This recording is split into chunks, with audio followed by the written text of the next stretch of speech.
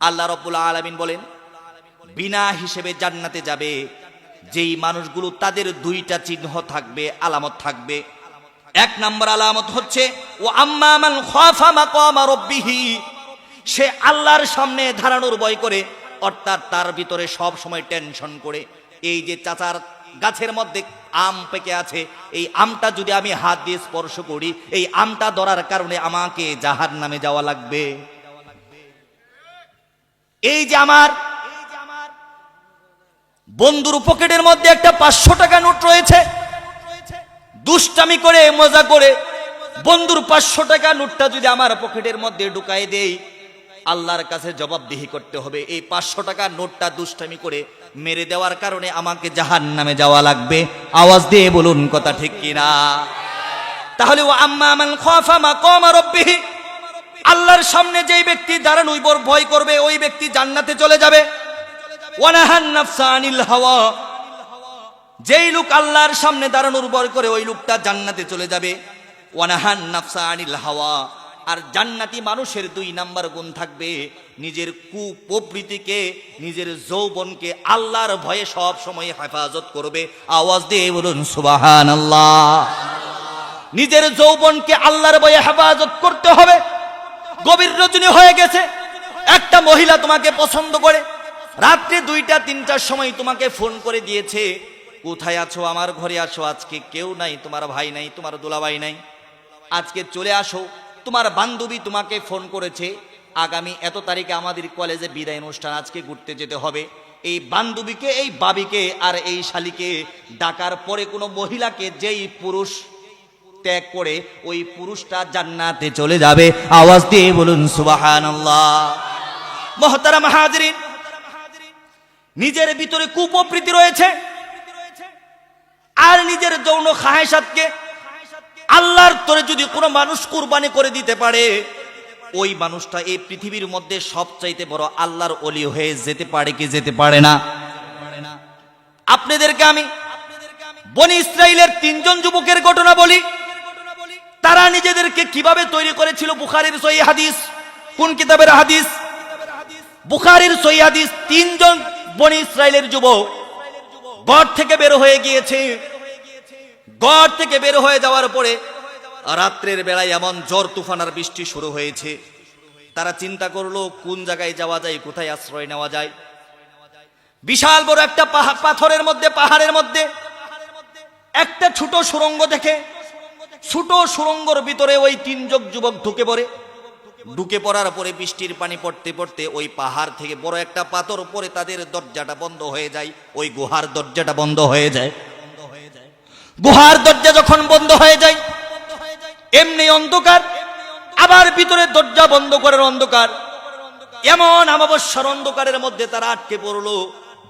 এক বন্ধু আরেক বন্ধুকে চিন্তা করে, বন্ধু আজকে এমন একটা গুহার পাহাড়ের মধ্যে আজকে আটকা পড়েছি, এই পাহাড় থেকে যদি না বের হতে পারি আমাদের জীবন বুঝি একেবারেই শেষ, আমাদের জীবনের বুঝি আর কোনো মূল্য রবে না বন্ধু, আমাদেরকে এখানে না খেয়ে মরতে হবে।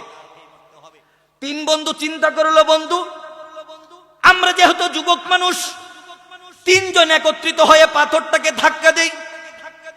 ঘন্টাকে ঘন্টা সময় অতিক্রম করে 3 বন্ধু পাথরকে ধাক্কা দেওয়ার চেষ্টা করে।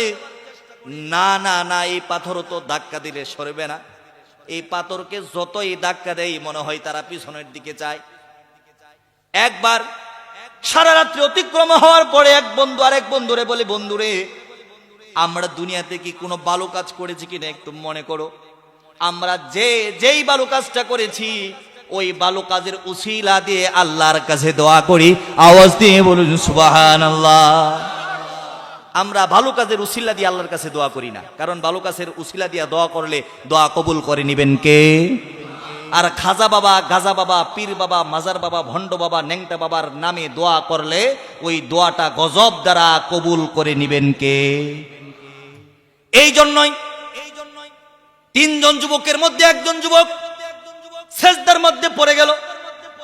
সেজদার মধ্যে পড়ে যাওয়ার পরে বলে, মহান রব্বুল আলামিন, আমরা এমন ভাবে একটা পাথরের গুহার মধ্যে, পাহাড়ের গুহার মধ্যে আমরা আটকে পড়েছি, আমাদের দরজা বন্ধ হয়ে গিয়েছে। আমরা যদি এখান থেকে বের না হতে পারি আমাদের জীবন বরবাদ হয়ে যাবে। বলেন বরবাদ হয়ে যাবে কিনা? আল্লাহ জীবনে কোনোদিন ভালো কাজ করি নাই। আমার একটা ছোট্ট গুণ ছিল। কি গুণ ছিল? মহান রব্বুল আলামিন, আমি ছাগল চড়াইতাম, ছাগলের রাখাল ছিলাম। আমার মা এবং আমার বাবা বৃদ্ধ ছিল। প্রত্যেক দিন দুধ দহন করে নিয়ে আসতাম। যতক্ষণ পর্যন্ত আমার মা এবং আমার বাবার মুখের মধ্যে দুধ না দিতাম, ততক্ষণ পর্যন্ত আমার সন্তানদেরকে দুধ খাওয়াইতাম না। সুবহানাল্লাহ বলো। আল্লাহ রাব্বুল আলামিন একদিন রাত্রের বেলা ছাগল থেকে দুধ দহন করে ঘরের মধ্যে আসলাম। আসার পরে দেখি আমার মা জননী ঘুমিয়ে গিয়েছে, আমার বাবা ঘুমিয়ে গিয়েছে। অল্প একটু দুধ নিয়ে এসেছি, বাবা পান করবে, বাবা পান করার পরে সন্তান পান করবে, সন্তান পান করার পরে স্ত্রী পান করবে, এরপরে আমি পান করব। না না না, গভীর রাত হয়ে গিয়েছে, বাবা ঘুমিয়ে গিয়েছে, মা ঘুমিয়ে গিয়েছে, তাদেরকে ডাকা আমার কাছে পছন্দ হলো না। আমি তাদেরকে ডাকলাম না। দুধের পেয়ালাটা নিয়ে গভীর রজনীতে মা এবং বাবার বালিশের কাছে সারা রাত দাঁড়িয়ে রইলাম। আমার ছোট ছোট শিশুগুলো আমার পায়ের মধ্যে ধরে কান্না শুরু করে, বাবা একটু দুধ দাও, কলিজা ফেটে যায়। আমি সেদিন বলেছিলাম, আমার সন্তান, আমার স্ত্রী, শোনো, যতক্ষণ পর্যন্ত আমার বাবা এবং আমার মায়ের মুখের মধ্যে দুধ দেব না, আল্লাহর কসম তোমরা কলিজা ফেটে মরে গেলেও তোমাদের জিহ্বার মধ্যে এক ফোঁটা দুধ আমি দিতে রাজি না। আমি সেই দিন আমার বাবাকে, আমার মাকে দুধ না খাইয়ে আমার সন্তানকে, আমার স্ত্রীকে দুধ খাওয়াই নাই। ও রব্বুল আলামিন, এটা যদি আমার ন্যাক আমল হয়ে থাকে, ওই ন্যাক আমলের উসিলা করে আজকে পাথরটা একটু ঝরিয়ে দাও। আল্লাহ পাক রব্বুল আলামিন দোয়া কবুল করে নিলেন, পাথরটা একটু সরে গেলেন। এখন মনটা একটু ভালো, বাহির থেকে আলো আসে, সকাল হয়েছে। এবার এই বন্ধু বলে, বন্ধু, আমার জীবনেতে শুধু একটা ন্যাক আমল ছিল, আমার ন্যাক আমলের উসিলায় আল্লাহ পাথর একটু সরিয়ে দিয়েছে, তোমরা কিছু চেষ্টা করো। আরেকজন বন্ধু আল্লাহর কুদরতের পায়ে সেজদা দিয়ে বলেন, আল্লাহ, বুখারীর হাদিস, এটা কোনো গল্প না, গল্প আমি বলি না। ওই যুবক বলেন, আল্লাহ, আমার একটা চাচাতো বোন ছিল, 16 বছর বয়স ছিল, সুরসী, অপস্বরী, পরমার সুন্দরী ছিল। তাকে আমার ভালো লাগতো, আমি তাকে জেনার প্রস্তাব দিলাম। আমার চাচাতো বোন বলল, জেনা করা সম্ভব না। একদিন, 2 দিন, 3 দিন, কিছুদিন যাওয়ার পরে মেয়েটা কোনো কষ্টের মধ্যে পড়ে আমাকে বলছে, ভাই, আমি জেনা করতে রাজি আছি, বিনিময়ে আমাকে 100 স্বর্ণ মুদ্রা দিতে হবে। বিনিময়ে কতটা স্বর্ণ মুদ্রা দিতে হবে? আমাকে 100 স্বর্ণ মুদ্রা যদি দেওয়া হয়, জেনা করার জন্য আমি রাজি আছি, জেনা করার জন্য আমি তৈরি আছি। কষ্ট করে, পরিশ্রম করে, মানুষের ঘরের মধ্যে কাজ করে সুন্দর চাচাতো বোনের সাথে যৌবনের উন্মাদ ভালোবাসা আমি বিনিময় করব। আমি 100 স্বর্ণ মুদ্রা আমি সংগ্রহ করে ফেললাম। আমার বোনকে আমি ডেকে গহীন জঙ্গলের মধ্যে নিয়ে গেলাম। বোনকে আমি শুয়ে দিলাম। বোনকে শুয়ে দেওয়ার পরে আমার জামা কাপড় ও পোশাকগুলো খুলে আমার চাচাতো বোনের উরুর উপরে আমি বসে গেলাম। টাকাটা চাচাতো বোনের হাতে দিলাম। আমার চাচাতো বোন বলল, ভাই, এই যে আমার সতীত্ব তুমি নষ্ট করে দিচ্ছ, আল্লাহ পাক কিন্তু দেখছেন, পৃথিবীর কোনো মানুষ না দেখলেও, ফাম্মা মান খাফা মাকামা রাব্বিহি ওয়া নাহান নাফসা আনিল হাওয়া, আল্লাহর কাছে তোমাকে দাঁড়াতে হবে। আল্লাহর ভয়ে নিজের যৌবনকে তুমি অতিক্রম করো, নিজের যৌবনকে পরিত্যাগ করো, নয়তো জাহান্নামের আগুনে তুমি বাসবা। আল্লাহ রাব্বুল আলামিন হঠাৎ করে যখন চাচাতো বোন বলল আমাকে মরতে হবে, আমি চাচাতো বোনের উরু থেকে লাফ দিয়ে জমিনের মধ্যে পড়ে যাই। আর তখন আমি আল্লাহু আকবার বলে জামা কাপড়গুলো পরে দৌড়িয়ে তোমার কাছে এসে তওবা করেছিলাম। মারি, আমার চাচাতো বোনের উরুর উপর থেকে জেনা করার সুযোগ পাওয়ার পরেও আমি নেমে গিয়েছিলাম। এই বালু কাজটা যদি তোমার দরবারে কবুল হয়ে থাকে, মহান রব, মহান খালেক, ওই বালু কাজের উসিলা করে তুমি আমার জীবনের গুনাহগুলো মাফ করে পাথরটা সরাইয়া দাও। পাথরটা আরেকটু সরে গেল। এবার 2 জন বন্ধু খুশি। আরেকজন বন্ধু সেজদার মধ্যে পড়ে গেল, বলে, রব, আমি জীবনে কোনোদিন ভালো কাজ করি নাই, কিন্তু আমার একজন কাজের লোক ছিল, শ্রমিক ছিল, আমার ঘরে কাজ করার পরে টাকা না নিয়ে এসে আমার ঘর থেকে বের হয়ে গিয়েছিল। তার অল্প 1 দিনের মজুরি দিয়ে আমি একটা ছাগলের বাচ্চা কিনেছিলাম। ছাগলের বাচ্চা থেকে 2টা বাচ্চা হয়েছিল, সেখান থেকে 3টা, সেখান থেকে 5টা। একটা সময় দেখা গেল হাজার হাজার ছাগলের পাল জমা হয়ে গেল। দীর্ঘ 10 বছর 20 বছর পরে লোকটা আসে, আসার পরে বলে, চাচা যান, আমি আপনার কাছে একদিন কাজের ময়না পেতাম, ওই টাকাটা আমাকে ফেরত দেন। আল্লাহ গো, আল্লাহর কসম, আমি ইচ্ছা করলে একদিনের টাকা দিলেই হতো, আমি একদিনের টাকা দেই নাই। ওই 2-3 হাজার ছাগলের পাল আমি ওই শ্রমিককে দিয়ে দিয়েছিলাম। আওয়াজ দিয়ে বলুন সুবহানাল্লাহ। মহানুরব, ওই যে শ্রমিককে আমি 2-3 হাজার ছাগলের পালটা দিয়ে দিয়েছিলাম, ওটা যদি তোমার দরবারে কবুল হয়ে থাকে, ওই দরবারের উসিলা করে, ওই কবুলের উসিলা করে, ওই ছাগল পালের উসিলা করে তুমি আমার পাথরটা সরাইয়া নাও। আওয়াজ দিয়ে বলুন সুবহানাল্লাহ। সমস্ত পাথর সরে গেল, ওই যুবকগুলো ঘর থেকে বের হয়ে আসলো। মুহতারাম হাজিরিন, তাহলে আমরা একজন মানুষকে জাহান্নামী বলার আগে আমার নিজের দিকে তাকাতে হবে, তাহলে তো আমিই তো জাহান্নামী হয়ে যাব, কারণ সীমা লঙ্ঘন তো আমিই করি। দুনিয়ার মহব্বত তো আমার অন্তরের মধ্যে সব থেকে বেশি, সুতরাং আরেকজনকে জাহান্নামী বলার আগে নিজের দিকে চিন্তা করতে হবে নাকি হবে না? তাহলে 2টা গুণ যদি কারো মধ্যে থাকে সে জাহান্নামী, আর 2টা ভালো গুণ যদি কারো মধ্যে থাকে সে জান্নাতি। আওয়াজ দিয়ে বলুন সুবহানাল্লাহ। 2টা গুণ হচ্ছে আল্লাহর সামনে দাঁড়াবে এই ভয় তার অন্তরের মধ্যে আছে, আর আল্লাহর ভয়ে নিজের যৌবনকে বিলীন করে দিয়েছে, জবাই করে দিয়েছে। আওয়াজ দিয়ে বলুন আল্লাহু আকবার। আপনারা সকলে ভালো আছেন? আপনাদের কষ্ট হইতেছে? চলবে আরো কিছুক্ষণ? চলবে কিছুক্ষণ? আপনারা সকলে বিয়ে করেছেন? কিছু কাজের কথা বলার দরকার। বিয়ে করেছেন সকলেই? সকলে বিয়ে করেন নাই? আচ্ছা, কে কি বিয়ে করেছেন হাত তুলেন তো। হাত তুলছেন না? আচ্ছা, মাশাআল্লাহ, নামান। আচ্ছা, বিয়ে করেছেন, কে কে বউরে মারছেন একটু হাত তুলেন তো। ওই যে একজনে মারছে, 2 জনে 3 জনে, মাশাআল্লাহ মাশাআল্লাহ, আপনারা সবাই মারছেন বউরে। আচ্ছা বলুন, এই যে আমাদের স্ত্রীরা আমাদেরকে মহব্বত করে নাকি করে না? এই যে স্ত্রীদেরকে আমরা মারি, একটু রাগ উঠলেই মারি, কারণ মালিক হয়ে গেছেন তো, ঠিক না? আল্লাহ পাকের কোরআনের আয়াতগুলো কি বলে আমি আপনাদেরকে শোনাবো। একটা পিপিলিকাকে কষ্ট দিলে কাল কিয়ামতের ময়দানে এই কষ্টের বিচার আপনার হবে। অন্যায়ভাবে পিপিলিকাকে কষ্ট দেওয়ার ক্ষমতা ইসলাম আপনাকে দেয়নি। অন্যায়ভাবে দিতে পারবেন? দিতে পারবেন? অন্যায়ভাবে কোনো পিপিলিকাকে কষ্ট দেওয়ার ক্ষমতা ইসলাম কোনো মানুষকে প্রদান করেন নাই। আর বউকে মারার ক্ষমতা আপনারা পাইছেন কোথায়? বউ মারার ক্ষমতা ইসলাম আপনাকে দিয়েছে? আপনাকে ইসলাম সুযোগ দিয়েছে, মারার একটা সিস্টেম করে দিয়েছে। আমি সেদিকে যাব না, কিন্তু আমার মা বোনরা আজকে বড় নির্যাতিত, বড় নিষ্পেষিত। আমরা পুরুষ শাসিত সমাজ। আমি একথা বলছি না সব পুরুষেরা স্ত্রীর উপর নির্যাতন করে, কিন্তু অধিকাংশ পুরুষই স্ত্রীর হক আদায় করে না। হক আদায় করে।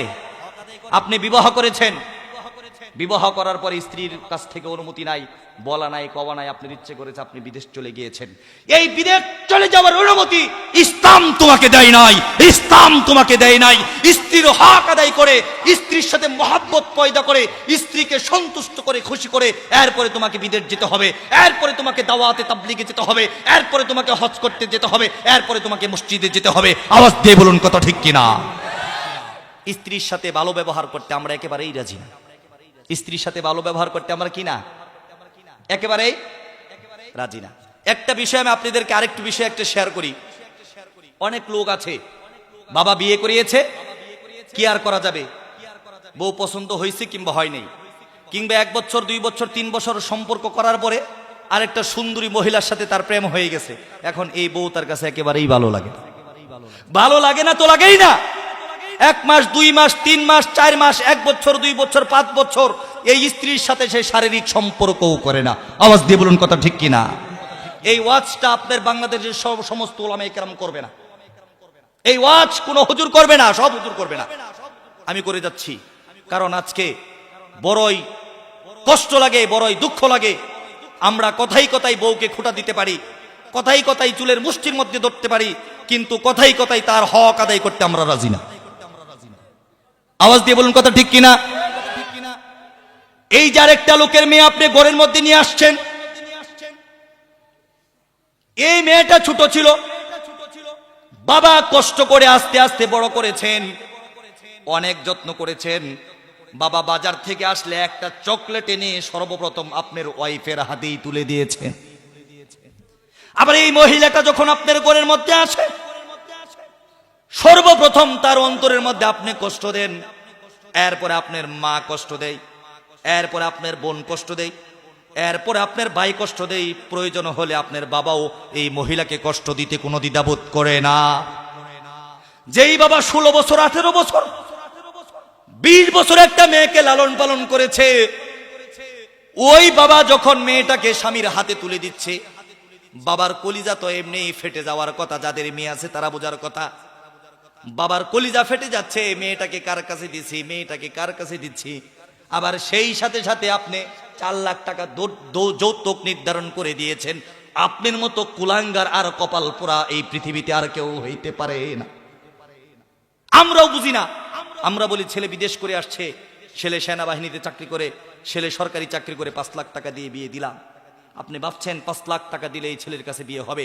আল্লাহর কসম, এই ছেলের কাছে 5,000 কোটি টাকা দিয়ে দিলেও, বিবাহ দিলেও তার সুখ হবে না, কারণ সে লোভী। যে আপনার মেয়েকে নেওয়ার সময় 5 লাখ টাকা যৌতুক দাবি করে, সে আপনার মেয়েকে ভালোবাসবে এই কথাটা আপনি কিভাবে ভাবলেন? সে 2 দিন পর আর 10 লাখ টাকা দাবি করবে, 3 দিন পরে আপনার বাড়ির ওয়ারিস দাবি করবে, 4 দিন পরে আপনার বাড়ির জমি সে লিখে নেবে, নয়তো আপনার মেয়েকে ছেড়ে দিবে। আওয়াজ দিয়ে বলুন কথা ঠিক কিনা? এই জন্যই দিনদার ছেলে থেকে বিয়ে দিতে হবে। আমার আজকে আলোচ্য বিষয় করব, আমাদের সমাজের অনেক মধ্যবয়সী মহিলা আছে, অনেক মা আছে, একটা সন্তানের মা হয়েছে, স্বামী আর খোঁজ খবর নেই না, বাত কাপড় দেই না, বাত কাপড় দেই না, খোঁজ খবর দেই না। এই কষ্টটা তো বুকের মধ্যে চাপা দেওয়া যায়, কিন্তু স্বামী ওই স্ত্রীর সাথে একেবারেই শারীরিক সম্পর্ক করে না। আল্লাহর কসম করে বলি, এই রোগটা যদি আমাদের কারো মধ্যে থাকে, জাহান্নাম ছাড়া আমাদের গতি রবে না। আওয়াজ দিয়ে বলুন কথা ঠিক কিনা? তাহলে আমি আজকে আপনাদের কাছে প্রশ্ন রাখতে চাই, কোন স্বামী যদি তার স্ত্রীর সাথে শারীরিক সম্পর্ক না করে, শরীয়তের দৃষ্টিতে ওই স্বামী স্ত্রী থেকে কয় মাস দূরে থাকতে পারবে? আওয়াজ দিয়ে বলুন আমার কথাটা আপনারা বুঝতে পেরেছেন কিনা?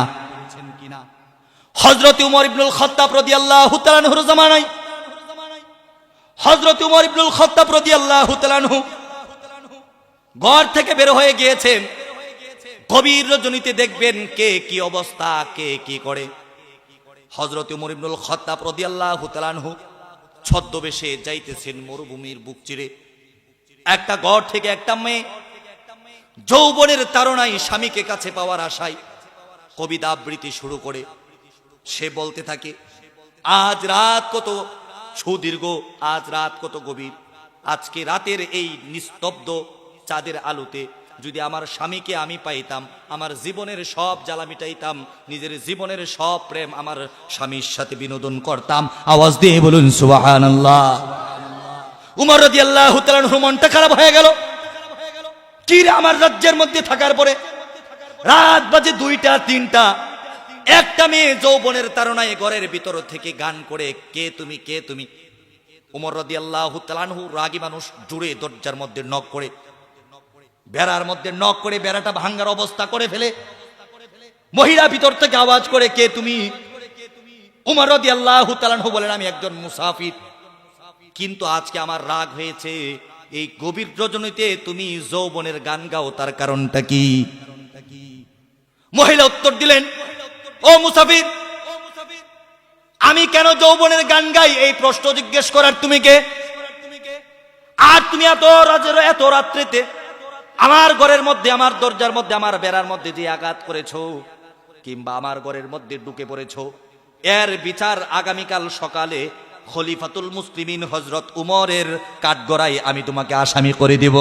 সুবহানাল্লাহ বলেন। উমর বলেন, মা, আমি যদি ভুল করে থাকি তোমার কাছে ক্ষমা চাই, উমরের কাছে আমাকে আসামি বানায়ো না, কিন্তু তুমি বলো কেন তুমি গান করতেছো? বলেন, ও মুসাফির বাবা শোনো, আজকে থেকে 4 মাস 5 মাস, কেউ কেউ বলেন প্রায় 1 বছর হয়ে গেল, আমার স্বামী আমার ঘরের মধ্যে আসে না, বিবাহ করে রেখে চলে দিয়ে গিয়েছে। আমার ইচ্ছে করে জেনা করি, কিন্তু আল্লাহর ভয়ে, নিজের লজ্জা শরমের কারণে মরলে আল্লাহর সামনে দাঁড়াতে হবে, এই 3টা বয়ে আমি জেনা করতে রাজি না। আল্লাহর ভয় আমার অন্তরে আছে, আমি মরলে আল্লাহর সাথে দাঁড়াতে হবে, আর আমার এই পিঠটা স্বামীর জন্য নির্ধারণ করা, সুতরাং আমি সওয়ারি হয়ে আমার পিঠের মধ্যে অন্য কোনো পুরুষকে আমি চড়াইতে পারি না, এই কারণে আমি জেনা করি না, নয়তো আমার খাহেসাত এত বেশি আমি গুনাহ করতে দ্বিধাবোধ করতাম না। হযরত উমর ইবনুল খাত্তাব রাদিয়াল্লাহু তাআলা আনহু মনটা খারাপ হয়ে গেল। তোমার স্বামী কোথায় গিয়েছে, কি করে তোমার স্বামী আমাকে বলো, তোমার স্বামীকে দেশে আনার ব্যবস্থা আমি করে দিব। না না চাচা যান, আপনি এই ব্যবস্থা করে দিতে পারবেন না। ছদ্মবেশী উমর বলেন, কেন কেন আমি কেন ব্যবস্থা করে দিতে পারবো না? আমার স্বামীকে আজকে থেকে অনেক দিন আগে উমর ঘর থেকে ধরে নিয়ে গিয়ে আমার স্বামীকে সেনাবাহিনীর চাকরি দিয়েছে। এই মদিনা মক্কা থেকে আমার স্বামীকে উমর বহু দূর দেশের মধ্যে পাঠাইয়া দিয়েছে। আওয়াজ দিয়ে বলুন সুবহানাল্লাহ। উমর বলে, মা তুমি টেনশন করো না, তোমার ব্যবস্থা আমি করে দিচ্ছি। এবার উমর চিন্তার মধ্যে পড়ে গেল। তার মেয়ে ছিল, নাম ছিল হাফসা রাদিয়াল্লাহু তাআলা আনহা। দৌড়ে গিয়েছেন আপন মেয়ের সাথে, একটু চিন্তা করে মুসলমান বুঝো, হাসলে হবে না, কাঁদলে হবে না। ইসলামটা এই পৃথিবীতে এমনি পয়দা হয় নাই। আওয়াজ দিয়ে বলুন কথা ঠিক কিনা? ইসলামটা এমনি পয়দা হয় নাই। দৌড়ে গিয়েছে হাফসার কাছে, মা হাফসা তুমি তো নবীর স্ত্রী, আজকে তোমার কাছে আমার একটা প্রশ্ন জানার আছে। একজন স্বামী তার স্ত্রী থেকে কতদিন পর্যন্ত দূরে থাকতে পারে? মেয়ে বাবা প্রশ্ন করেছে, স্বামী কতদিন দূরে থাকতে পারে? সুন্দর মেয়ের চেহারাটা শরমে লজ্জায় লাল হয়ে গিয়েছে। মেয়ে নিজ দিকে তাকিয়ে চারটা হাতের আঙ্গুল তুলে দিয়েছেন। উমর মাথা দিয়ে ইশারা করেছেন, মা আমি বুঝতে পেরেছি, একজন স্বামী তার স্ত্রী রেখে ঘরের বাহিরে 4 মাস থাকতে পারে, এর বেশি থাকতে পারে না। এর বেশি যদি থাকে তাহলে স্বামীর গুনাহ হবে, স্ত্রীর হক নষ্ট হবে।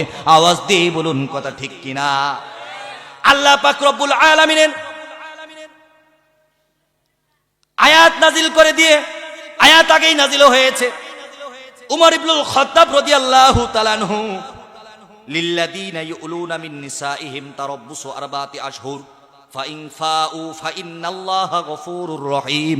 আওয়াজ দিয়ে বলুন সুবহানাল্লাহ। আল্লাহ রাব্বুল আলামিন বলেছেন, তোমরা যদি কেউ শপথ করো স্ত্রী থেকে দূরে থাকবা, তাহলে 4 মাস থাকতে পারো, এর বেশি থাকতে পারো না। যদি শপথ করো স্ত্রী থেকে বিচ্ছিন্ন হয়ে যাবা, 4 মাস পরে হলে স্ত্রীর কাছে চলে আসবা, আর না হলে সসম্মানে স্ত্রীকে তালাক দিয়ে মুক্ত করে দিবা, সে যেন আরেকটা স্বামীকে বিবাহ করে নিজের যৌবন, নিজের খাহেসাত পূরণ করতে পারে। এরপরেও ইসলাম কখনো জেনার কাজ সমর্থন করে না। আওয়াজ দিয়ে বলুন কথা ঠিক কিনা? হযরত উমর ইবনুল খাত্তাব রাদিয়াল্লাহু তাআলা আনহু সেই সুদূর দেশের মধ্যে খবর পাঠাইলেন। আব্দুল্লাহ ইবনে সাদ ছিল ওই যুবকের নাম। আব্দুল্লাহ ইবনে সাদকে তার ছুটির ব্যবস্থা হয়েছে। আব্দুল্লাহ ইবনে সাদ দৌড়ে এসে খলিফাতুল মুসলিমিন উমরের দরবারে এসে হাজির। প্রায় বছর হয়ে গেল, স্ত্রীর সাথে দেখা হয় না। খলিফাতুল মুসলিমিন বলেন, আব্দুল্লাহ ইবনে সাদ তোমার ছুটির ব্যবস্থা হয়েছে, যতদিন ইচ্ছে আমি উমর ইবনুল খাত্তাবের কোনো অভিযোগ নাই। আব্দুল্লাহ ইবনে সাদ মুস্কি হাসি, স্ত্রীর সাথে দেখা হবে, মুখটা লাল হয়ে গেছে খুশি। উমর বলেন, আব্দুল্লাহ আমাকে তুমি ক্ষমা করে দিও, আর তোমার স্ত্রীকে বলিও, ছদ্মবেশে যেই লোক তোমার ঘরের মধ্যে হানা দিয়েছিল ওটা কোনো ডাকাত সন্ত্রাস ছিল না, ওটা ছিল মদিনা মক্কার প্রেসিডেন্ট হযরতে উমর ইবনুল খাত্তাব রাদিয়াল্লাহু তাআলা আনহু। স্বামী স্ত্রীর কাছে আসেন, স্ত্রী স্বামী রাত্রি, স্ত্রী স্বামীর সারা রাত্রি আলিঙ্গন হলো, ভালোবাসা বিনিময় হলো। আদর করতে করতে স্ত্রী এক সময় বলেন, ও আমার স্বামী, গতকালকে একটা লোক আসছিল, আসার পরে আমি তাকে অনেক বকছি, আর বলেছি তোমার নামে উমরের আসামির কাঠ গড়াই, উমরের রাজ কাঠ গড়াই, তোমার নামে 3টা মামলা দায়ের করব। স্বামী মুস্কি হেসে দিয়ে বলেন, আমার প্রাণপ্রিয় স্ত্রী, যেই লোকটা তোমার ঘরের মধ্যে এসেছিল ওই লোকটা ডাকাত ছিল না, ওই লোকটা সন্ত্রাস ছিল না, ওই লোকটা মুসাফির ছিল না, ওই লোকটা ছিল গরিবের বন্ধু। এই বাংলার উন্নয়ন, এই রাষ্ট্রের উন্নয়ন, এই পৃথিবীর উন্নয়নের রূপকার হযরতে উমর ইবনুল খাত্তাব রাদিয়াল্লাহু তাআলা আনহু। আওয়াজ দিয়ে বলুন সুবহানাল্লাহ। মুহতারাম হাজিরিন, তারা ছিলেন আমাদের বাদশা, তারা ছিলেন আমাদের রাজাধিকার। আমি আপনাদেরকে বলতে চাই, কোন স্বামী যদি তার স্ত্রীকে রেখে 4 মাসের বেশি তার যৌবনের হক নষ্ট করে, এই কারণে আল্লাহর কাছে পাকড়াও হতে হবে নাকি হবে না? কিন্তু এখন প্রশ্ন, হুজুর আমরা বিদেশ থাকি, আমরা তো ইচ্ছা করলেই 4 মাস পরে ছুটি পাবো না। আওয়াজ দিয়ে বলুন কথা ঠিক কিনা? তাদের মন খারাপ হবে নাকি হবে না? কিন্তু তাদের কাজ হচ্ছে স্ত্রীর সাথে বিদেশ যাওয়ার সাথে যে বিদেশ যাওয়ার সময় সমন্বয় করে নিতে হবে। বলতে হবে, প্রাণপ্রিয় স্ত্রী, এই যে তোমাকে বিয়ে করলাম, সন্তান আছে 2টা 3টা, বাংলাদেশের যে অবস্থা, রিক্সা চালাইলেও কফলের মধ্যে বাদ জুটে না। আওয়াজ দিয়ে বলুন কথা ঠিক কিনা? পানের দোকান করলেও ট্যাক্স দিয়ে দোকান করতে হয়, মুদির দোকান করলেও ট্যাক্স দিয়ে মুদির দোকান করতে হয়, ইট খোলা চালু করলে ট্যাক্স দিয়ে ইট খোলা চালু করতে হয়, গার্মেন্টস কল কারখানা ইন্ডাস্ট্রি চালু করতে হলে ট্যাক্স দিয়ে গার্মেন্টস ইন্ডাস্ট্রি কল কারখানা চালু করতে হয়। এত টাকা তো আমার নাই, ব্যবসা করার টাকা তো আমার নাই। ও আমার স্ত্রী, তুমি যদি সম্মানের সাথে আমাকে বিদায় দাও আর তোমার হক যে আমি নষ্ট করব এটার অনুমতি যদি তুমি আমাকে দাও, তাহলে আমি বিদেশ যাব। স্ত্রী যদি বলেন, স্বামী যান, আপনি যান, আপনার যৌবনের ইজ্জতের হেফাজত আমি ঠিক রাখবো। আওয়াজ দিয়ে বলুন কথা ঠিক কিনা? তাহলে স্বামী বিদেশ যেতে পারে। আর কোন যদি স্ত্রী বলে, আমার 1000 টাকার গয়না চাই না, কোটি টাকার বাড়ি চাই না, লক্ষ টাকার গাড়ি চাই না, স্বামী তোমার সোহাগ চাই, তোমার ভালোবাসা চাই, আল্লাহর কসম ওই বিদেশ করা আপনার জন্য না যায় হারামে পরিণত হবে। আওয়াজ দিয়ে বলুন কথা ঠিক কিনা? মুহতারাম হাজিরিন, গত কয়েকদিন আগে একটা বয়ান আমি বলেছিলাম, একটি কথা বলার কারণে আমার মায়েরা সবচাইতে বেশি জাহান্নামে যাবে। বুখারীর 29 নম্বর হাদিস থেকে বলেছিলাম, মাত্র 1 সপ্তাহের ব্যবধানে প্রায় বাংলা থেকে গোটা পৃথিবীর 15 মিলিয়ন অর্থাৎ প্রায় 1,50,00,000 লোকে আমার ওই বয়ানটা শুনেছে। আর কিছু মহিলারা কষ্ট পেয়েছে, হুজুর আকালে আমাদের বিরুদ্ধে বলেন, কিছু পক্ষে বলেন। আজকে মহিলাদের পক্ষে 2-4টা কথা বলবো, আপনারা কি হজম করতে রাজি আছেন?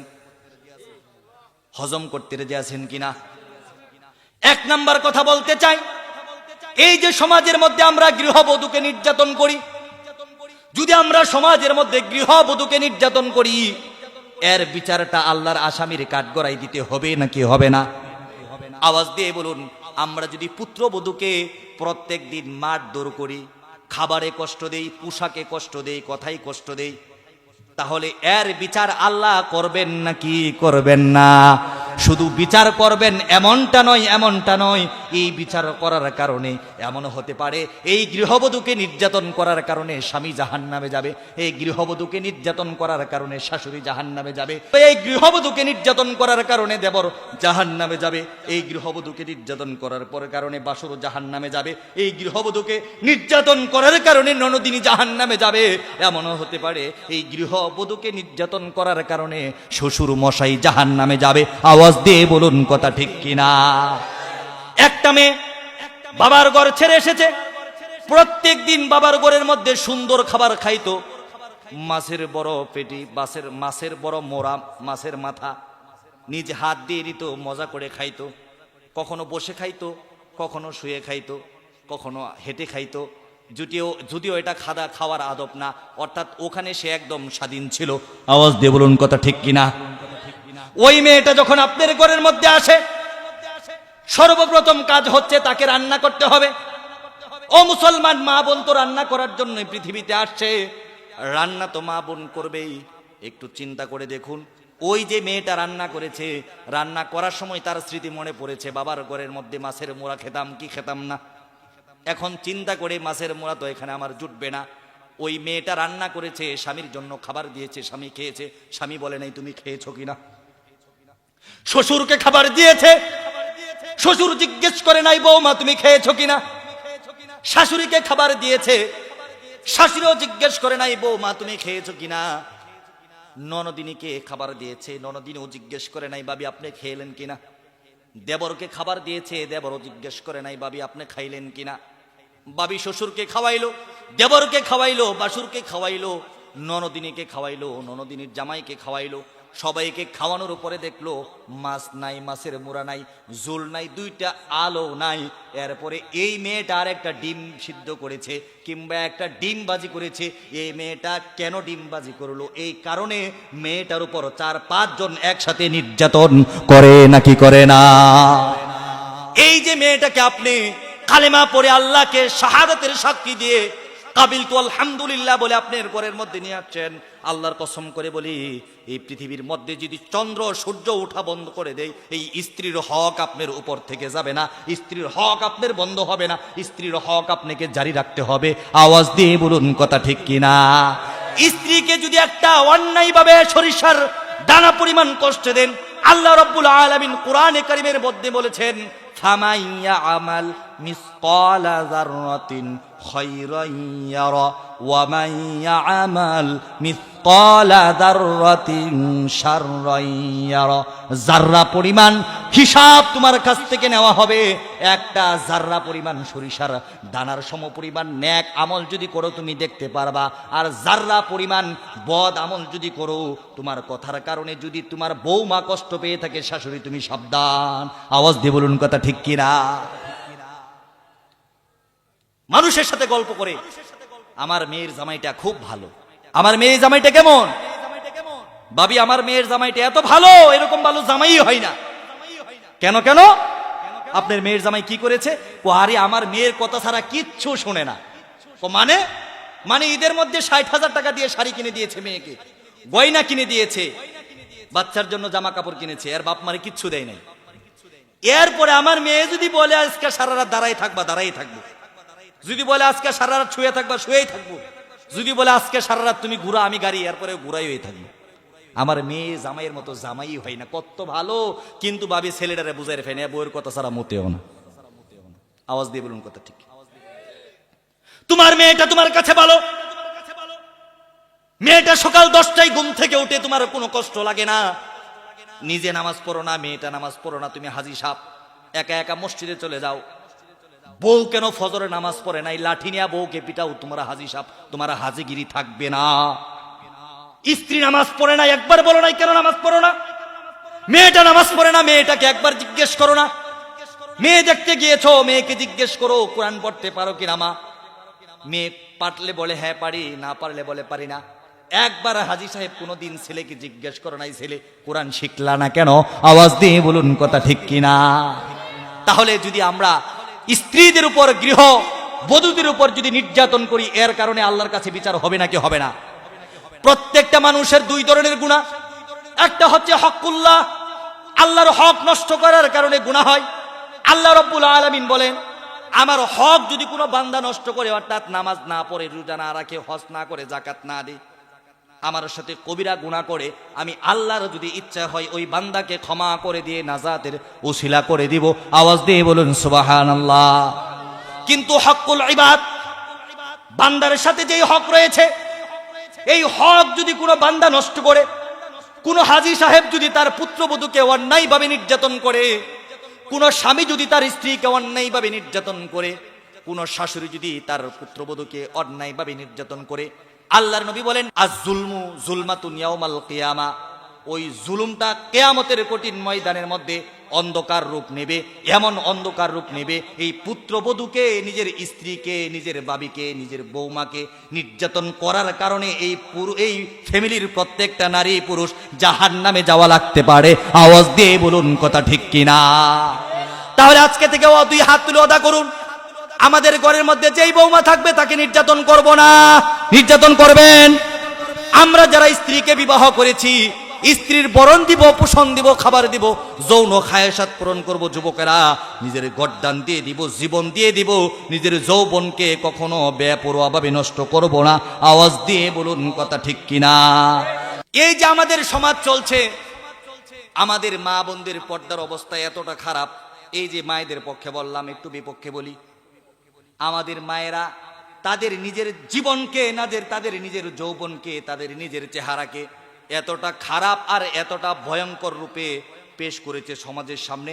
আজকে সমাজের মানুষগুলো যুবতী মহিলা দেখলেই ভয় পা যে কোন পেশের মধ্যে না জিয়া ফালাইয়ে দে। আওয়াজ দিয়ে বলুন কথা ঠিক কিনা? মার্কেটেতে যাই রে আপা, মার্কেটেতে যায়, জাত মানকুল সবই গেল, ইমান রাখা দেয়। মার্কেটেতে গিয়ে আপা জুড়ে চাপা মারে, পুরুষেরা সন্তান নিয়ে পিছে পিছে ঘুরে। এতদিন দেখছি আমি পুরুষেরা করছে গিয়ে হাট, এখন দেখি ম্যাডাম ফুলি চয়েস করে শার্ট। আরে উপরে কাটা নিচে ফাটা, গায়ে দিয়ে জামা, এই জামা আনছে নাকি বিদেশ ফেরত মামা। আরে উড়না খানা গলায় পেঁচাই, বুক তাকে তার খালি, তাই না দেখি যুবকের দল ঘুরে হালি হালি। আরে বিদ্যা বেটি মেকআপ মেরে হয়ে যাই সেরি, শয়তান কত করে আমি খালা আম্মা মনে করি। আওয়াজ দিয়ে বলুন কথা ঠিক কিনা? মায়ের আমার, বোনের আমার, এই যে সমাজের যেই আবর্তনের মাধ্যমে নিজের জীবনকে তুমি নষ্ট করে দিয়েছো, যৌবনকে নষ্ট করে দিয়েছো। স্বামী রেখে মেসেঞ্জারে আরেকটা ছেলের সাথে কথা বলো, স্বামী রেখে ইমুতে আরেকটা ছেলের সাথে ভিডিও ফোনে কথা বলো। আল্লাহর কসম করে বলি, তোমার হক নষ্ট করার কারণে যদি তোমার স্বামী জাহান্নামে যায়, আর স্বামীর হক নষ্ট করার কারণে তোমাকে কিন্তু ওই জাহান্নামে যেতে হবে। আওয়াজ দিয়ে বলুন কথা ঠিক কিনা? আমাদের সমাজের মায়েদের কি অবস্থা? পর্দা তো তারা করে না, পর্দা তো তারা বুঝেও না। কিন্তু হযরতে ফাতেমাতুজ জাহরা রাদিয়াল্লাহু তাআলা আনহার জীবন থেকে শুনে যায়, মৃত্যু অতি সন্নিকটে, একেবারেই সন্নিকটে। নবী করিম সাল্লাল্লাহু আলাইহি ওয়াসাল্লাম যেদিন ইন্তেকাল করলেন, নবী করিম সাল্লাল্লাহু আলাইহি ওয়াসাল্লাম যেদিন ইন্তেকাল করলেন, ফাতেমাতুজ জাহরা রাদিয়াল্লাহু তাআলা আনহাকে কানে কানে ডাকলেন, কানে কানে ডাকলেন, কানে কানে ডাকার পরে কি যেন বললেন, ফাতেমার মনটা খুশি হয়ে গেল। অর্থাৎ নবী করিম সাল্লাল্লাহু আলাইহি ওয়াসাল্লাম বলেছেন, ফাতেমা আমি আল্লাহর ডাকে সাড়া দিয়ে রফিকে আলা আল্লাহর সাথে সাক্ষাৎ করার জন্য চলে যাচ্ছি। ও আমার মা ফাতেমা, আমি ইন্তেকাল করব, আমার ইন্তেকালের পরে সর্বপ্রথম তোমার সাথে আমার দেখা হয়ে যাবে, তোমার সাথে আমার মোলাকাত হয়ে যাবে, তুমি টেনশন করো না। ফাতেমার মনটা খুশি হয়ে গেল। মুফাসসির কেরাম বলেন, মুহাদ্দিসিনে কেরাম বলেন 24 দিন 26 দিন, কেউ বলেছেন 4 মাস, কেউ বলেছেন সর্বোচ্চ 6 মাসের মধ্যে ফাতেমার ইন্তেকালের ঘন্টা বেজে গেল। গভীর রজনীতে হযরতে ফাতেমা রাদিয়াল্লাহু তাআলা আনহা আলী রাদিয়াল্লাহু তাআলা আনহুর বুকের সাথে জড়িয়ে ধরে ঘুমাইতেছে, আর বলতেছে, আমার স্বামী, তোমার কাছে আমি আজকে 2-3টা জিনিস চাবো, আমাকে দিবা নাকি? আপনারা কি আমার কথাগুলো মনোযোগ দিয়ে শুনতেছেন? ও হাজার মানুষের ঢল, আজকে আমি আপনাদেরকে গভীর রজনীতে শোনাতে চাই, এই যে স্বামী স্ত্রী একত্রিত হয়ে শুয়ে থাকা, আমাদের সমাজের স্বামী স্ত্রীগুলো এমন ভাবে শুয়ে থাকে, রাত্রে 2টা-3টার সময় যায় ঘরের মধ্যে গিয়া জিজ্ঞেস করে না তুমি কি খাইছো। আবার স্ত্রী টেনশনও করে না স্বামীকে ভাত বেড়ে দিতে হবে, স্বামীর জন্য ভাত তৈরি করতে হবে, এটা বুঝেও না। আবার অনেক সময় 2 জন 2 হাতে মোবাইল নিয়েছি, স্ক্রিন টাচ, এওয়াসালা ফেসবুক, এওয়াসালা ফেসবুক। আওয়াজ দিয়ে বলুন কথা ঠিক কিনা? হযরতে ফাতেমাতুজ জাহরা রাদিয়াল্লাহু তাআলা আনহা এমন ডিজিটাল ছিলেন না, মা তোমার মতো ডিজিটাল ছিলেন না। স্বামীর নাকের সাথে নাক মিলিয়ে, স্বামীর বুকের সাথে বুক মিলিয়ে হযরতে ফাতেমা রাদিয়াল্লাহু তাআলা আনহা আজকে একটু ব্যতিক্রম ভাবে শুয়েছেন। একটা হাত আলী রাদিয়াল্লাহু তাআলা আনহুর পিঠের নিচ দিয়ে দিয়েছেন, আরেকটা হাত আলী রাদিয়াল্লাহু তাআলা আনহুর পিঠের উপর দিয়ে দিয়েছেন। শক্ত করে আলীর বুকের সাথে ফাতেমা চাপ দিয়ে ধরে কাঁদতেছেন। হযরতে আলী রাদিয়াল্লাহু তাআলা আনহু বলেন, ফাতেমা এমন ভাবে তো আমাকে কখনো ধরো না, এমন ভাবে কখনো কাঁদো না। আমার মনে হচ্ছে আজকের দরাটাও ব্যতিক্রম, কাদাটাও ব্যতিক্রম। ফাতেমা বলেন, আলী আমি আজকে আপনাকে ধরেছি, খুব শক্তভাবে ধরতে চাই। আমার মনে হয় জান্নাতের যুবকদের সর্দার আলী, আপনি নাবালিকের মধ্যে সর্বপ্রথম ইসলাম ধর্ম গ্রহণ করেছেন। আল্লাহর নবী আপনার সাথে আমাকে যেদিন বিবাহ দিয়েছেন, সেদিন বলেছেন, ফাতেমা মক্কার সবচেয়ে টাকাওয়ালা পয়সাওয়ালা সুন্দর যুবক তোমাকে আমি দিতে পারি নাই, কিন্তু মক্কার সবচাইতে পবিত্র যুবকের সাথে আমি ফাতেমা তোমাকে বিবাহ দিলাম। আওয়াজ দিয়ে বলুন সুবহানাল্লাহ। ফাতেমাতুজ জাহরা রাদিয়াল্লাহু তাআলা আনহা কাঁদার পরে বলতেছেন, আমার স্বামী, আমার মনে হয় আপনার সাথে আমার আর রাত্রি যাপন হবে না, যতটা পারেন আজকে আদর করে নেন। হতে পারে আপনার সাথে আর কোনোদিন এক কাতার নিচে ঘুমাবো না। স্বামী গো, আমি হতে পারে আমার বাবার সাথে দেখা করার জন্য পরলোক গমন করব, আপনার কাছে আমার বড় কয়েকটা জিনিস চাওয়ার আছে। আলী কাঁদতে কাঁদতে বলেন, ও আমার স্ত্রী ফাতেমা, এমনও হয়েছে 1 সপ্তাহ ঘরের মধ্যে আগুন জ্বলে নাই উনুনের মধ্যে, কোনোদিন বলো নাই রুটি লাগবে, জব লাগবে, চাল লাগবে, আটা লাগবে। এমন হয়েছে একটা ছেঁড়া কাপড় তোমাকে দিয়েছি, রুকুতে যদি গিয়েছো পিঠ বের হয়ে গিয়েছে, সেজদাতে যদি গিয়েছো মাথা বের হয়ে গিয়েছে, একটা উড়না মাথার মধ্যে দিয়ে ওই উড়নার অর্ধেক অংশ দিয়ে কোমর পেঁচিয়ে দিয়ে তুমি নামাজ পড়েছো ফাতেমা। কোনোদিন বলো নাই চাল নাই, কোনোদিন বলো নাই ডাল নাই, কোনোদিন বলো নাই কাপড় নাই, কোনোদিন বলো নাই ছেলেদের কাপড় নাই। আজকে আমার কাছে তুমি কি চাও? আমি আলী তোমার জন্য জীবনটা দিতে রাজি আছি। হযরত ফাতেমা বলেন, স্বামী আমার ভয় হইতেছে আমি যদি ইন্তেকাল করি, ইন্তেকালের পরে আমার জানাজার ইমামতি কে করবেন? আলী বলতেছে, ফাতেমা এটা কেমন কথা বললা? ফাতেমা বলেন, না না না, আমি জানতে চাই আমার ইন্তেকালের পরে আমার জানাজার নামাজের ইমামতি কে করবে? আলী বলেন, ফাতেমা আমি গুনাহগার তোমার স্বামী হয়ে যদি তোমার জানাজার ইমামের দায়িত্ব গ্রহণ করি, তোমার মনের মধ্যে কোনো কষ্ট আছে কিনা? ফাতেমা চোখের জল মুছে দিয়ে মুচকি হেসে বলেন, স্বামী এটা আমার পরম সৌভাগ্য, আপনি আমার জানাজার ইমামতি করবেন, এর চাইতে বড় সুখবর আর কিছু হতে পারে না। স্বামী গো, আপনার কাছে আমার আরেকটা বিষয় চাওয়া আছে। আলী বলেন, ফাতেমা আজকে এমন তুমি বিষয় আমার কাছে চাইতেছো যেই বিষয়গুলো তোমাকে দিতে ইচ্ছে করছে না। ফাতেমা বলেন, স্বামী আমার যদি ইন্তেকাল হয়ে যায়, নবীর সবচাইতে দুলালি ছিলাম আমি, নবীর সবচাইতে প্রিয় কন্যা ছিলাম আমি, পৃথিবীর সব মানুষ থেকে নবী আমাকে বেশি ভালোবাসতেন। নবী যদি সফরে যেতেন সর্বশেষ আমার সাথে দেখা করতেন, যুদ্ধ থেকে আসলে সর্বপ্রথম আমার সাথে দেখা করতেন। ও আমার স্বামী, আমি জানতে চাই আমার জানাজার পরে যদি মসজিদের মাইকে এলান করা হয়, মক্কা মদিনা চেচনিয়া কাসনিয়া বসনিয়া আফগান চেচনিয়া কাসনিয়া ইরাক তুর্কি চাইনা সব পৃথিবীর সব দেশ থেকে যত মুসলমানগুলো আছে সব ফাতেমার জানাজার মধ্যে বীর জমাবে। আওয়াজ দিয়ে বলুন কথা ঠিক কিনা? স্বামী আপনার কাছে আমার অনুরোধ, আমি যেই গভীর রাত্রে ইন্তেকাল করব, ওই রাত্রেই আমাকে দাফন কাফনের ব্যবস্থা করে দিবেন। মসজিদের মাইকে যেন ফাতেমার নাম উচ্চারণ না হয়, মসজিদের মিনারে যেন ফাতেমার নাম উচ্চারণ না হয়, মক্কা মদিনার একটা মশা আর একটা মাছিও যেন টের না পায়, একটা মশাও জানবে না, একটা মাছিও জানবে না। আমার ফাতেমার জানাজার আলীর ইমামতিতে হয়ে যাবে, আমি ফাতেমা খুশি থাকবো, নয়তো আলী আপনার প্রতি আমার দাবি থাকবে। আওয়াজ দিয়ে বলুন সুবহানাল্লাহ।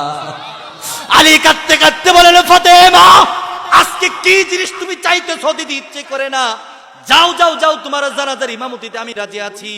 তোমাকে সুন্দরভাবে আমি গোসল, তোমাকে সুন্দরভাবে কফিন করে দেব, কোনো মানুষকে ডাকবো না, মাইকিং করবো না, আমি কবরে রাখবো, আমি জানাজা পড়াবো।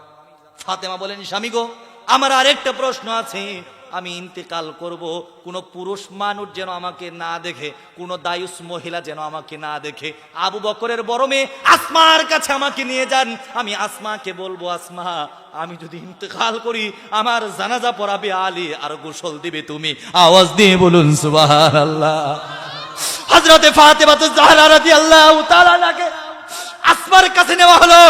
হযরতে ফাতেমা জাহরা রাদিয়াল্লাহু তাআলা আনহা একটা খেজুরের ডাল নিয়ে গেলেন, খেজুরের ডাল নিয়ে আসমার হাতে তুলে দিয়েছেন। আসমা গো, এই যে তোমার কাছে একটা খেজুরের ডাল দিলাম, মনে করে এটা ফাতেমা, মনে করে এটা কে?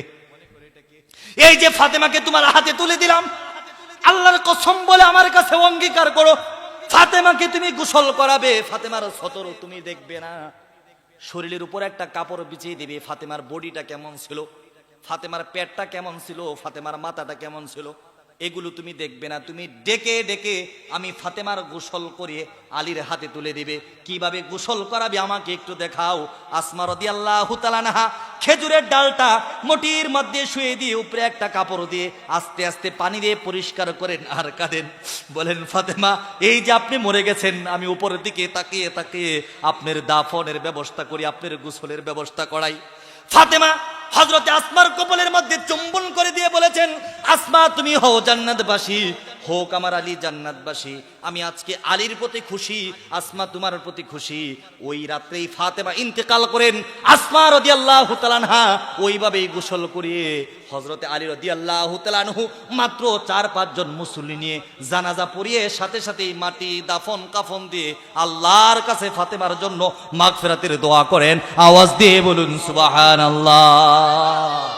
মুহতারাম হাজিরিন, আজকে আমাদের নারী সমাজ কোথায় গিয়েছে? আজকে আমার নারী সমাজ কোথায় গিয়ে দাঁড়িয়েছে, আজকে আমাদের নারীদের কি কাজ হচ্ছে। আজকে 500, 1000, 2000, 3000 টাকার বিনিময়ে আমার মা তার দেহ বিক্রি করছে। আওয়াজ দিয়ে বলুন কথা ঠিক কিনা? ও মুসলমান, আজকে 500 টাকার বিনিময়ে তুমি তোমার ভোট বিক্রি করতেছো। আওয়াজ দিয়ে বলুন কথা ঠিক কিনা? তোমার দাম এত কম হবে কেন? তুমি তো খালিদ ইবনে ওয়ালিদ রাদিয়াল্লাহু তাআলার উত্তরাধিকারী, তুমি তো ওমর ইবনে খাত্তাব রাদিয়াল্লাহু তাআলার সন্তান, তুমি তো মুহাম্মদ ইবনে আবু তালিবের সন্তান, তোমার দ্বারা এরকম কাজ হতে পারে না। তুমি তো মুহাম্মদ ইবনে আব্দুল্লাহর সন্তান, তোমার দ্বারা এরকম নাফরমানি কাজ হতে পারে না। আওয়াজ দিয়ে বলুন কথা ঠিক কিনা? সমাজে একটা উটের দাম 2 লক্ষ টাকা, একটা গরুর দাম 80,000 টাকা, একটা ছাগলের দাম 30,000 টাকা, একটা মুরগির দাম 300 টাকা, একটা কুকুরের দাম আজকে আমাদের সমাজের মধ্যে 30,000, 40,000, একটা কুকুরের দাম সমাজে 1 লক্ষ টাকা পর্যন্ত হয়ে যায়। মুসলমান, আজকে তোমার চরিত্রের দাম, আজকে তোমার বুটের দাম, আজকে তোমার একটা সাক্ষীর দাম মাত্র 500 টাকা হয়ে গিয়েছে। আল্লাহর কসম করে বলি, এই 500 টাকার কারণে, নিজের হাতের টিপকে বিক্রি করার কারণে তোমাকে জাহান্নামে যাওয়া লাগতে পারে, তোমাকে জাহান্নামে যাওয়া লাগতে পারে, তোমাকে জাহান্নামে যাওয়া লাগতে পারে। আওয়াজ দিয়ে বলো মুসলমান, কথা ঠিক কিনা? আপনারা জানেন দাহিয়াতুল কলবি নামে একটা লোক ছিল, নিজের 4টা কন্যা সন্তানকে কবর দিয়েছিল। কয়টা? 4টা কন্যা সন্তানকে কবর দিয়েছিল।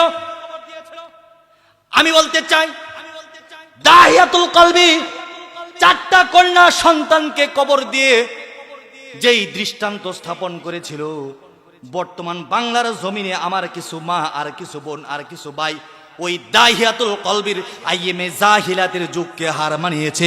আওয়াজ দিয়ে বলুন কথা ঠিক কিনা?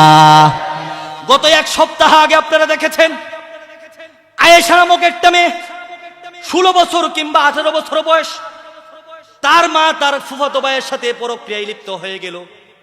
মেয়েটা দেখলো আমার মা তো তার ফুফাতো ভাইয়ের সাথে জেনা করে। বাবাকে বললে বাবা কষ্ট পাবে, আমি তো মাদ্রাসায় পড়ি, মাকে একটু বোঝাই। মাকে বোঝানোর চিন্তা ভাবনা করে মা না বোঝে উল্টা মেয়েটাকে ওই পুরুষের হাতে তুলে দিয়ে গৃহ নির্যাতন করে, দর্শন করে ওই মেয়েটাকে হত্যা করে ওই মা আর ওই মায়ের ফুফাতো ভাই মুক্তি পাওয়ার চেষ্টা করে। আওয়াজ দিয়ে বলুন কথা ঠিক কিনা? আইএমএ জাহিলিয়াতকে হার মানিয়েছে। কয়েকদিন আগে মাত্র 30-32 বছর বয়সের একটা ট্রাক্টর চালানোর ড্রাইভার যুবক, 5 বছর বয়সের একটা মেয়ে সন্তান, নবী করিম সাল্লাল্লাহু আলাইহি ওয়াসাল্লাম বলেছেন, যদি আমি কারো প্রতি বেশি খুশি হই, আমি ওই জমিনের মধ্যে বৃষ্টি বর্ষণ করি। ওই লোকটার প্রতি যদি আমি আরো বেশি খুশি হই, তার ঘরের মধ্যে মেহমান তুলে দেই। আর ওই লোকটার প্রতি যদি আমি তার চাইতে বেশি খুশি হই, ওই লোকটার ঘরের মধ্যে আমি কন্যা সন্তান দান করি। আওয়াজ দিয়ে বলুন সুবহানাল্লাহ। কন্যা সন্তান দান করি, কন্যা সন্তান দান করি। নবী করিম সাল্লাল্লাহু আলাইহি ওয়াসাল্লাম বলেছেন, তোমার 4টা মেয়ে আছে, একটা ছেলে আছে, 5টা চকলেট তুমি নিয়েছো, তোমার মেয়ের আগে তোমার ছেলেটা দৌড়ে তোমার কাছে চলেছে। আমি আল্লাহর নবী বললাম, 4টা মেয়ে সন্তানকে খুঁজে খুঁজে হাতের মধ্যে একটা করে চকলেট দিবে। চকলেট দেওয়ার পরে 5 নাম্বার চকলেটটা তোমার ছেলেরা হাতে তুলে দিবে, নয়তো আমার নবীর হাদিসের উপর আমল করা হবে না। আওয়াজ দিয়ে বলুন সুবহানাল্লাহ। ওই যে 30-32 বছর বয়সের যুবক পরক্রিয়া করে আরেকটা নারীর সাথে জেনা করে, মেয়েটা হাতে হাতে দেখে ফেলে। মেয়ে তো বাবার পিছনে পিছনে ঘুরে, মেয়ে তো বাবার পিছনে পিছনে ঘুরে। এক সময় মেয়েটা দেখে বাবা জেনা করতেছে। মেয়েটা বলল, বাবা তুমি এটা কি করতেছো? আম্মু আসলে আম্মুকে বলে দেব। বাবা চিন্তা করলো, যদি স্ত্রীকে বলে দেয় স্ত্রী চলে যাবে, শ্বশুর বাড়িতে বদনাম হবে, কি আর করা যায়, মেয়েটাকে হত্যা করে মেয়েটাকে জবাই করে ব্যাগের মধ্যে ভরে একটা নদীর মধ্যে ফেলে দেয়। আর সারাদিন মায়েকে একটা নিয়ে, রিক্সা একটা নিয়ে ঘুরে ঘুরে এলাচ করতে থাকে, অমুকের কন্যা অমুক আজকে সকাল 8 ঘটিকা থেকে নিখোঁজ হয়ে গিয়েছে। আওয়াজ দিয়ে বলুন নাউজুবিল্লাহ। আমি বলতে চাই, আরবের মক্কা নগরীতে দাহিয়াতুল কলবি তার জীবন্ত শিশুগুলো কন্যা দিয়ে যেই পাশ্চাত্য রচনা করেছিল, আজকে বাংলার জমিনে আয়েশার মায়ের মতো কুলাঙ্গার আর 5 বছর বয়সের বাচ্চারা বাবার মতো কুলাঙ্গার হয়ে ওই দাহিয়াতুল কলবির ঘটনাকে হার মানিয়েছে। আওয়াজ দিয়ে বলুন কথা ঠিক কিনা? পরিসমাপ্তির আরেকটা কথা আপনাদেরকে বলবো, এটা বলেই শেষ করে দিব। আমরা ছোটবেলা দেখতাম, আমরা যখন এসএসসি পরীক্ষা দিয়েছি, আমি ব্যক্তিগতভাবে দিয়েছি, এসএসসি পরীক্ষা দিয়েছি, ইন্টার পরীক্ষা দিয়েছি, এই যে আমরা যখন এসএসসি পরীক্ষা দিয়েছি তখন স্কুলের মধ্যে মাদ্রাসার মধ্যে বিদায় অনুষ্ঠান হতো কি হতো না? বিদায় অনুষ্ঠান হতো। বিদায় অনুষ্ঠানের পরে একজন হুজুর থাকতো, সূরা ফাতিহা তেলাওয়াত করতো, ইখলাস তেলাওয়াত করতো, অভিভাবক থাকতো, টিচার থাকতো। আমরা কেঁদে কেঁদে বক্তব্য দিতাম, বলতাম এই যে জামিয়ার ছায়ার নিচে ছিলাম, ওই যে অমুক স্কুলের ছায়ার তলে ছিলাম, আমার পিতৃতুল্য উস্তাদের সাথে কত বেয়াদবি করেছি, আল্লাহর হস্তে আজকে আমাদেরকে আপনারা মাফ করে দেন। আওয়াজ দিয়ে বলুন কথা ঠিক কিনা? কিন্তু আজকে সমাজের কালের অবর্তমানে আবহাওয়ার পরিবর্তনের মাধ্যমে আমাদের বিদায় অনুষ্ঠান পাল্টে গিয়ে হয়েছে র‍্যাগ ডে। কি নাম হয়েছে? একটু আওয়াজ দিয়ে বলুন, নামটা কি হয়েছে? নামটা কি হয়েছে? র‍্যাগ ডে মানে বিদায় অনুষ্ঠান। ছেলেটা যখন এসএসসি পরীক্ষা দিবে স্কুলে র‍্যাগ ডে হবে, মেয়েটা যখন ইন্টার পরীক্ষা দিবে স্কুলে র‍্যাগ ডে হবে, কলেজে র‍্যাগ ডে হবে। ছেলেটা যখন ভার্সিটিতে পরীক্ষা দিবে, ভার্সিটিতে চান্স পাওয়ার জন্য ছেলেটা আল্লাহর কাছে নামাজ পড়েছিল, এখন বুয়েট ইঞ্জিনিয়ার হয়েছে, ঢাকা বিশ্ববিদ্যালয় থেকে অনার্স করেছে, চাকরিতে যেতে হবে, মাস্টার্সে যেতে হবে, আল্লাহর প্রশংসা করাটাই শ্রেয় ছিল। আওয়াজ দিয়ে বলুন কথা ঠিক কিনা? না না না, পশ্চাৎ অপসংস্কৃতির ঘোর আধারে বাংলাদেশ নিমজ্জিত। আমার মেয়ে তার শরীরের জামা খুলে একটা সাদা গেঞ্জি পরে নিল, আমার ছেলে তার টি শার্ট খুলে তার শার্ট খুলে একটা সাদা গেঞ্জি পরে নিল। এখন মেয়ে তার যত অশ্লীল নোংরা কথা আছে ছেলের গেঞ্জির মধ্যে লিখে দেয়, ছেলে তার যত অশ্লীল নোংরা কথা আছে ওই কথাগুলো লোক সমাজে বললেও অন্যায়, লোক সমাজে বললেও লজ্জা হবে। আওয়াজ দিয়ে বলুন কথা ঠিক কিনা?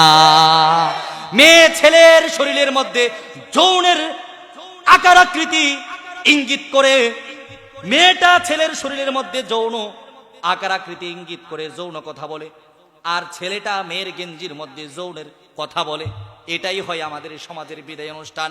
আল্লাহর কসম করে বলতে থাকি, এই বিদায় অনুষ্ঠান যদি বাংলাদেশের মধ্যে 20 বছর হয়, আগামী 20 বছর পরে প্রত্যেকটা স্কুল, কলেজ, ইউনিভার্সিটি বেশ্যাখানায় পরিণত হয়ে যাবে, বেশ্যাখানায় পরিণত হয়ে যাবে, বেশ্যাখানায় পরিণত হয়ে যাবে। আওয়াজ দিয়ে বলুন কথা ঠিক কিনা? আমি তাই স্পষ্ট ভাষায় বলতে চাই, প্রত্যেকটা কলেজ স্কুলের প্রফেসর প্রিন্সিপালকে বলতে চাই, আমি ঢাকা বিশ্ববিদ্যালয় সহ বাংলাদেশের সমস্ত বিশ্ববিদ্যালয়ের প্রফেসরদেরকে, অধ্যক্ষদেরকে বলতে চাই, বাংলাদেশের মধ্যে আগের মতো 1990 সালের মতো 2000 সালের মতো মিলাদের সেই বিদায় অনুষ্ঠান আপনারা ফিরিয়ে নিয়ে আসুন, নয়তো বাংলাদেশ আগামী 20 বছর পরে আমার ছেলে আমার মেয়ে স্কুল পড়ালেখা করতে গিয়ে নিজের চরিত্র হারাবে, নিজের ইজ্জত হারাবে, নিজের সম্মান হারাবে, নিজের দেহ বিক্রি করে দেবে। মুসলমান আওয়াজ দিয়ে বলো, মুসলমান কথা ঠিক কিনা? আমরা মুসলমান যতদিন বেঁচে আছি, আমার বাংলার স্কুল, আমার বাংলার কলেজ, আমার বাংলার ইউনিভার্সিটি কখনো বেশ্যাখানায় পরিণত করতে দেওয়া হবে না, কখনোই বেশ্যাখানায় পরিণত করতে দেওয়া হবে না।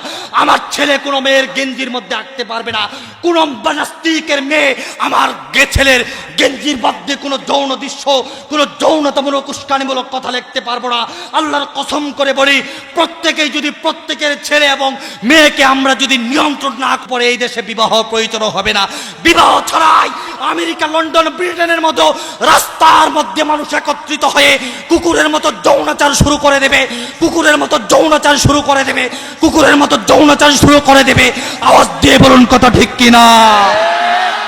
আল্লাহ পাক রব্বুল আলামিন আমাদেরকে এই র‍্যাগ ডে নামে অপসংস্কৃতির ঘোর আধার থেকে হেফাজত করুন।